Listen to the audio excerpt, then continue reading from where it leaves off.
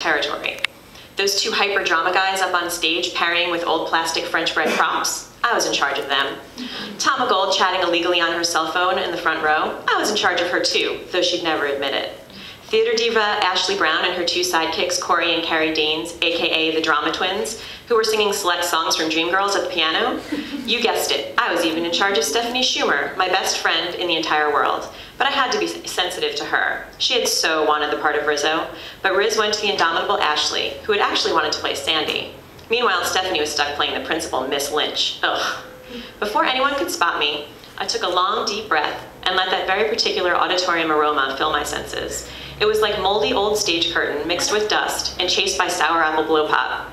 I loved that scent. It was the scent of the best part of the year, musical season. It was finally here, and it was the only time of the year that a girl like me, a short, red-haired, flying below the radar girl like me, could suddenly become one big blip on the radar screen. Basically, it was magic. All right, people, I announced, my heart pounding with wild anticipation, let's KJ!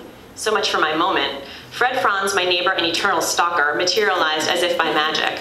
Not that it was that much of a surprise. Fred was everywhere, all the time. KJ, KJ, KJ. Fred hustled over to me, his t-shirt riding up and exposing more and more of his wide, pale stomach with each step.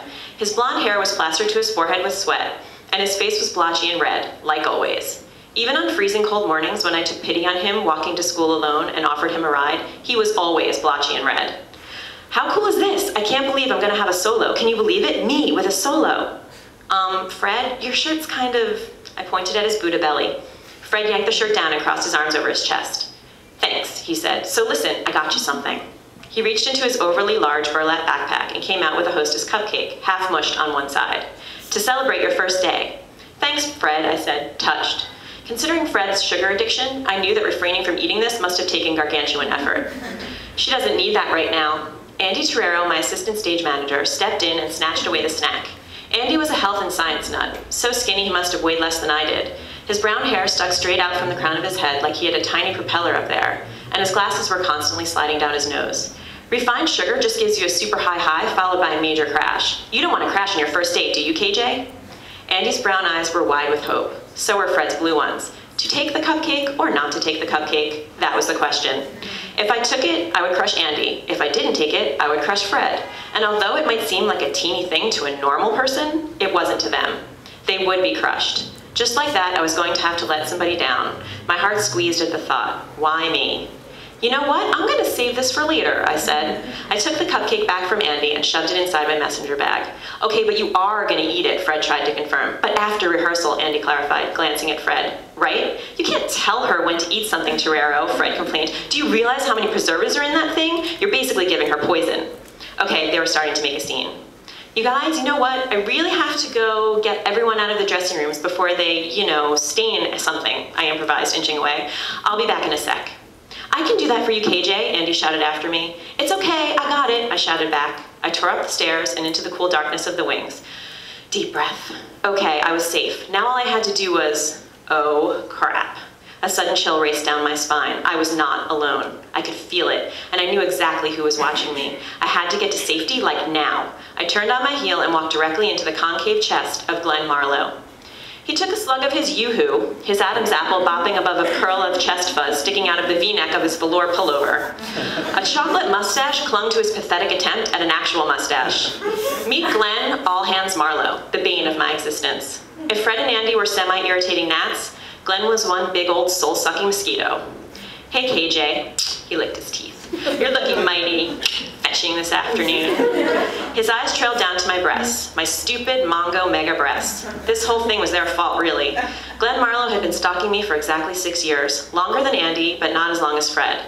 And I can remember the exact day it started. It was the first warm day of 5th grade, before I was even aware of the effect that boobs had on boys, when I'd worn that stupid white t-shirt that I hadn't realized I'd grown out of. Glenn had walked into homeroom right when I was stretching my arms over my head, and his bug eyes had practically catapulted out of his face. He hadn't stopped looking at my chest since. Congrats on being stage manager, he told my left boob. Thanks, Glenn, I said. I tried to move past him, like he had ever let that happen. What's the rush, he asked, blocking my path. I mean, look around. You, me, the dark? What do you think the universe is trying to tell us? He reached out and squeezed my upper arm, hard. And suddenly I was not only boiling, but could hardly breathe. Why couldn't he just leave me alone? And why couldn't I bring myself to tell him off? Tama Gold would have. She would have told him to back the F word off and probably would have kicked him in the groin for good measure. But me, no. I was a good girl. Ask anyone. I was incapable of making people feel that, even if they were in the process of torturing me. Glenn, I really have to get the table read started. Why don't you go check on the sound system? That would be such a big help. His grin widened. Really know how to crack the whip, don't you, KJ? Well, don't worry. I like it. Ew. I have to go. I faked left, then dodged right, and somehow got around him. Maybe somebody on stage would save me. Please let Mr. Katz be here so we can start rehearsal, or let Steph be here so we can run to the bathroom together. Something, anything to get me away from... So KJ, when are you going to quit playing games and go out with me already? Glenn asked. The entire cast, whom Andy had gathered on stage by now, fell silent. What? Andy blurted, his clipboard dropping. You're going to go out with him? Fred asked. A few people laughed, a few people whispered. I looked up at the pink light above us and willed it to fall on my head. Welcome to my life, the life of a geek magnet.